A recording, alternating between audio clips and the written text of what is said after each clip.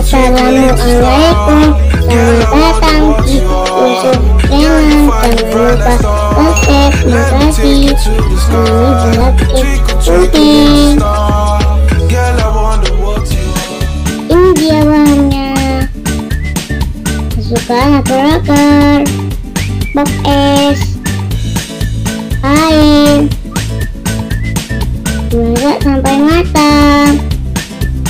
Tuang ke dalam cup, dinginkan.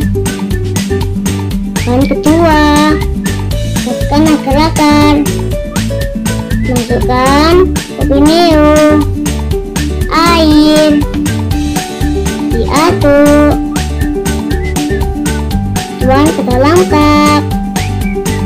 Ini hasilnya.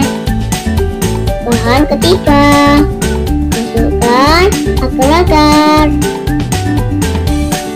gula, air, masak sampai matang.